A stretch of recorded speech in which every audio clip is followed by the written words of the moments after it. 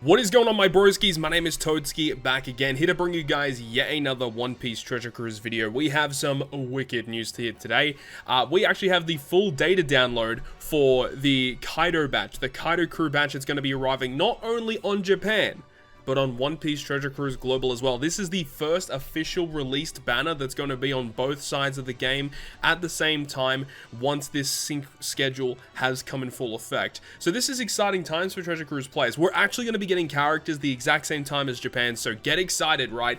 And this brand new character, obviously we're talking about the brand new Kaido crew, the Kaido and the Calamities, or the Kaido and the lead performers. I want to give a huge shout out to Evan for posting the data mines here. So we have the Kaido crew members who we already know what their abilities are, but we have a little bit more information in terms of what we should be expecting with this character. And the first thing is we were wondering, like, obviously the colors of the unit, but we kind of had a fair idea of that, the classes, as well as like the stats, right, in terms of their solo captain effects, their super swap, how many swaps do you need to do to get their super swap. We know it all right now, so let's go ahead and jump into it. So of course here we have the characters with their limit break abilities, critical hit, enrage, and slotbind. And because slotbind is the final one here, I'm gonna safely assume that he completely gets rid of slotbind, which is ridiculously good. But let's actually get into what this character actually does. So the two solo captain effects, obviously we have Kaido is the character that starts, but remember in this new update for Global, you'll be able to choose which character you start off as, which is a huge benefit. The captain effects are probably the best solo captain effects that we have seen in a dual unit, and I'm not even kidding. These are amazing. I mean, I guess you could probably say that Ace and Sabo are also some of the best solo captain effects as well, just because of their innate utility that they provide. This character is not built around utility. This character is built around doing damage and doing lots of it. The Kaido character, who is a strength-driven powerhouse, boosts strength, quick, and powerhouse by 4.5 with a 1.3 health boost. At the start of the quest, you get -2 cooldown to strength, quick, and powerhouse, and then reduces the amount of swaps required for their super swap by 8. And also, if you have 6 characters that are powerhouse on your crew, 400 times his attack in strength damage at the end of the turn. What a great solo captain effect. And if you thought that was great, when you have the lead performers who are a quick driven powerhouse character, they do the exact same thing. It is the exact same captain effect with very minor changes in the fact that instead of doing strength end of turn damage, they do quick end of turn damage. So that's the really unique thing about this unit, is that you can switch between these two sides of the character to ensure that your end of turn damage is either hitting for super effective or neutral damage, which I think is a huge benefit to the character. So now we have V1 Kaido, who does his 400 times in dex damage at the end of the turn. We have this brand new Kaido doing strength damage, and then we have the lead performers doing quick damage. So we can have whatever we need for the content. We're going to be able to hit for super effective end of turn damage to wave clear it super easily. And that is great. The fact that the solo captain effects have that end of turn damage is one of the things I was worried about the most, because hypothetically, if this character just didn't have end of turn damage in their captain effect, I would have been disappointed, because I mean, I'd still want to run V1 Kaido over this character if I was wanting to do that speed farming tactic. However, this character does have it, the lead performers have it, and obviously in their dual form, they have it. And obviously their dual form is a lot better, being a 5 times captain and 600 times their attack in type damage. So, you know, whether it be strength or quick damage when you're in their dual form, that's the type of damage that you get. Just overall, just a phenomenal captain ability. I love everything about it so far. We already know their special ability. They give -1 cooldown to those characters that they boost. They do damage with their special, so I love that. You can attach some support characters to them, namely like, you know, Legend Smoker, for example, to give you a quick attack boost. You could do Legend Akainu for a strength attack boost, just depending on the situation. I mean, Akainu's pretty good too, because he does generate some slots for you too, so it's really good. But if you've got 5 or more characters that are powerhouse, you get a color affinity boost, 2.25 to strength, quick, and powerhouse. Otherwise, it's only a 2.25 times color affinity boost, and then obviously they fuse into the dual unit for 3 turns. Now, the other big question that we had is, you know, due to their captain effect reducing the amount of swaps you need for their super swap by 8, what is the super swap count? How many swaps do you need to do to get their super swap effect? And of course, it's only 8 swaps, which is great. It means at the start of the quest, you are going to be able to use their super swap. So that's pretty cool. It means that you can just have whatever Kaido or whatever lead performer character at the start, and then you can use their special on a mini boss stage, for example, and then, you know, you could use their super swap a little bit later on to get their special maxed once again. And obviously this super swap is crazy, giving you special bind removal and a guaranteed matching slot.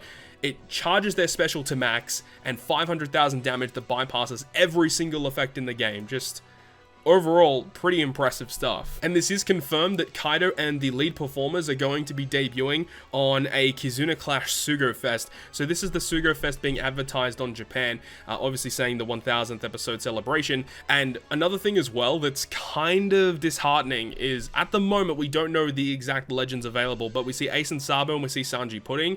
I don't see Legend Toki. So I hope that Legend Toki is potentially like in the actual banner itself, but they're just not advertising her as a featured unit. I would really hope that Toki is going to be on this banner, because that unit is so incredible, and I know not too many people got an opportunity to pull for her, so it would be nice if she's going to be available, but we'll have to wait and see, of course. The next character that we have to talk about is Orochi, who is a quick shooter powerhouse, and this is the character that debuts alongside the Kaido and lead performers character in the Kizuna Clash Sugo-Fest.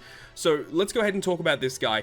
This guy right here, Orochi, as we already talked about his classes and his type, but he has a 10-turn cooldown special that consumes all type slots on the crew and deals quick damage based on the amount of type slots that you had consumed, ranging from 0 to 6. And obviously, the way that these characters have kind of worked in the past is that if they consume more slots, they typically do more damage. But when you read this effect, it almost seems like you don't want to consume that many slots. As you'll see, it says, after you've consumed the slots, it says, then changes crew slots into matching. So it doesn't go through block slots, but it just changes your slots to matching. And then if the damage that you dealt was 100,000 or less, reduces the special charge time of the top row characters by 2, and then boosts the slot effects of shooter, powerhouse, and driven characters by 2.5 for 1 turn. That is a pretty amazing special ability. Remember, this is just a regular Kizuna rare recruit. A 2.5 orb boost is pretty nice, especially when it can generate his own slots. But then it says that, you know, obviously if you have done 100,000 or more damage, instead, it's going to do this effect, where it just gives you a 2 times orb boost to shooter, powerhouse, and driven, and that's it. Obviously, you still get the matching slots and everything, but it you know, a 2.5 orb boost compared to a 2 times is a huge jump. And you also get the -2 cooldown to the captains, which is kind of nice as well, but not super important. I think definitely the big jump of between 2 and 2.5 is huge.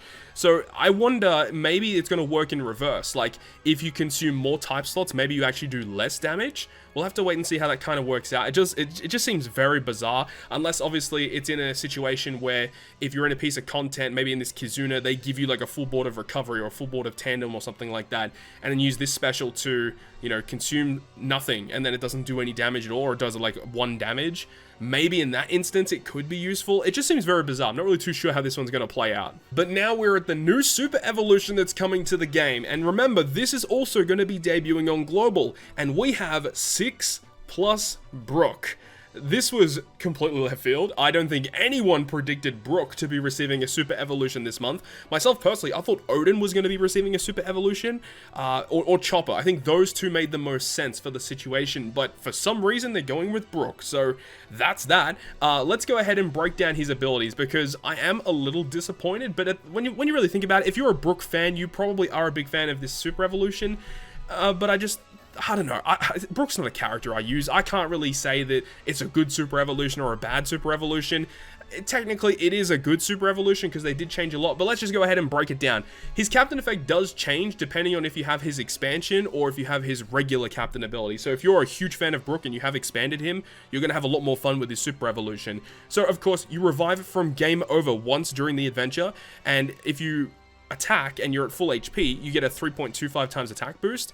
Otherwise, if you're not at full HP, it's only a 2.5 times attack boost. He does make strength and quick slots have matching slot effects, and then reduces all enemies' health by 10% at the end of the turn. So if you actually have a look at it, I've put up the database right here. This is exactly the same as his current Limit Break expansion captain ability, aside from the fact that strength and quick slots are like not counted as beneficial. So that is an added effect that he gets via his super evolution, but I haven't seen anyone confirm or deny like his like this particular effect, the post limb break expansion. Some people were saying that the effect that is shown here in this translation is only the non-expanded effect. I can't really confirm or deny that one. If I had to guess, I'm gonna say that it is not, but I don't know. But if that is the case, it should be the same with the 3.75 times captain and then a 3 times otherwise. If that's the case, limit break expansion Brook is obviously going to be really good for zombie teams if you're into that kind of thing.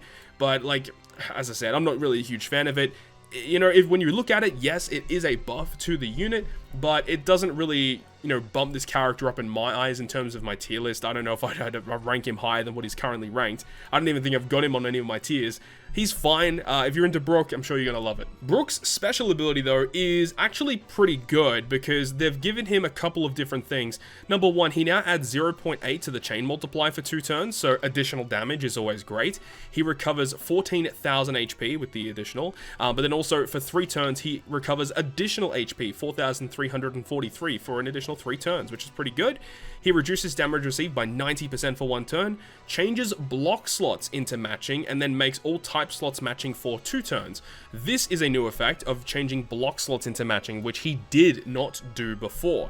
So that's a nice addition. And then if the enemy with the highest HP has 434,000 or less, he instantly defeats all enemies. Otherwise, he delays them for 1 turn and gives them a 20% health cut. So it's essentially the same special, aside from the chain boost and the block slots changed into matching. I think, oh yeah, and the end of turn healing as well. That is also a little bit of an addition as well. So, you know, as I said, if you're a big fan of Brook, I mean, I'm sure you're gonna love it. But myself personally, like, I was not really wanting a Brook Super Evolution anytime soon anyway.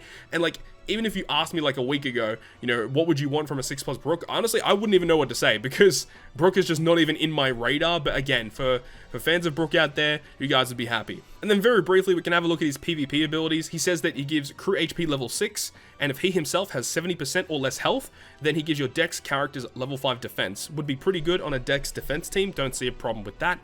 And then his Rumble special recovers 3,000 health and gives level 4 defense to all allies in a large range. That's a really good defensive style special.